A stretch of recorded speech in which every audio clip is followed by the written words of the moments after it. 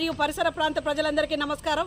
మరి రేపు జరగబోయే ప్రజాపాలన ప్రభుత్వంలో భాగంగా కొత్త రేషన్ కార్డులు అలాగే ఇందిరమ్మ ఇండ్ల కోసం దరఖాస్తు సేకరణ జరగబోతుంది.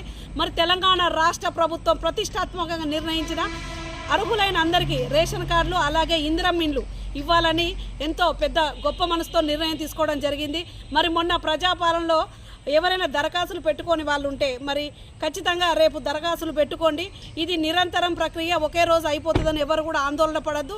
మన రేషన్ కార్డులో ఎవరైనా ఇంకా మన పిల్లలది కానీ ఇంకెవరిదైనా పేర్లు నమోదు చేసుకోవాలనుకున్నా కూడా ఏమైనా మార్పులు చేర్పులు చేయాలనుకున్నా కూడా రేపు అధికారుల దగ్గర పోయి మీరు తప్పకుండా ఈ రేషన్ కార్డుకు సంబంధించిన అన్ని వివరాలు అక్కడ చెప్తూనే ఉంటారు. మరి ఖచ్చితంగా ఇక్కడున్న కార్యకర్తలు కూడా మీ అందరికీ అందుబాటులోనే ఉంటారు. ప్రతి ఒక్కరికి అర్హులైన ప్రజలందరికీ రేషన్ కార్డు ఇవ్వాలనేదే మన రాష్ట్ర ప్రభుత్వం యొక్క ముఖ్య లక్షణం. మరి గత సంవత్సరం చూసినట్టయితే 10 ఏళ్ల పాలనలో మన రాష్ట్ర ప్రభుత్వంలో మరి గౌరవనీయులు ముఖ్యమంత్రి వర్యులు కేసీఆర్ గారు ఉన్నారు. మరి 10 సంవత్సరాల్లో కూడా ఒక్క రేషన్ కార్డు ఇవ్వలేని చాతగాని ప్రభుత్వం.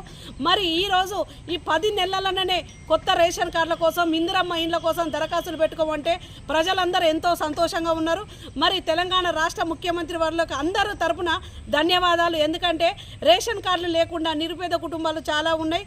మరి అర్హులైన వాళ్ళందరికీ ఈ నిరంతర ప్రక్రియలో ప్రతి ఒక్కరికి రేషన్ కార్డు రావాలని మనస్ఫూర్తిగా కోరుకుంటూ సదా మీ సేవలో పూదర్ రేణుక శివకుమార్ గౌడ్, జమ్మికుంట పట్టణ మహిళా కాంగ్రెస్ అధ్యక్షురాలు.